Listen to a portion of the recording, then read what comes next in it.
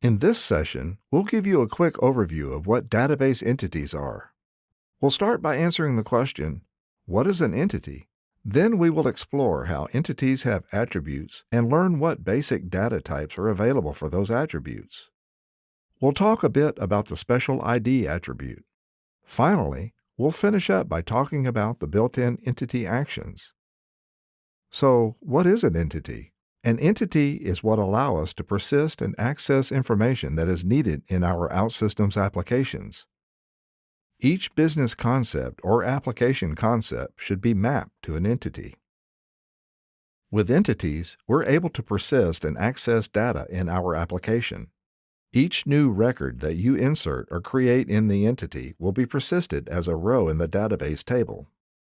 Therefore, entities have defined sets of data. The data is organized in attributes, which is where the properties of business concepts are stored. Each entity also has a set of entity actions, which we will introduce later on.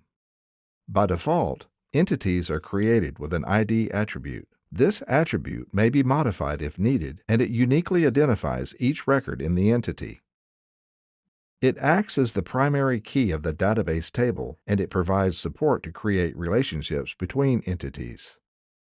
Besides the ID, entities are required to have at least one other attribute, and they may have many more.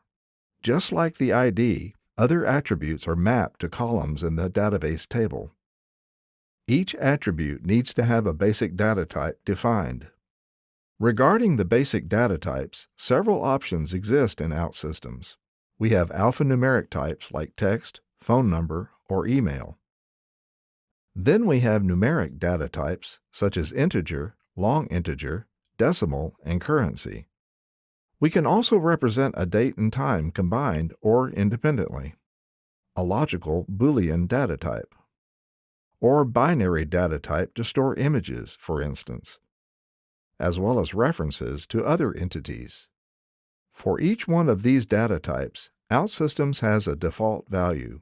This means that any entity attribute or variable will always have a value, which will be the default value if not specified otherwise. When defining the name of a new attribute or variable, OutSystems will try to infer the data type based on the chosen name. Quite a few patterns are detailed here. For instance, if we go ahead and set the name of a new attribute to personal email, the data type would automatically be set to email. Another example is if we set the name to created on, in which case the data type inferred will be date time. These are a few examples, and as you move along, you'll get more used to leveraging these accelerators to boost your development. Entities also come with a few handy entity actions. These correspond to the common CRUD operations to create, retrieve, update, and delete records from the entity. For instance, the Create Customer Entity action allows you to add a new customer record into the customer entity. All the entity actions are automatically created by OutSystems and cannot be modified.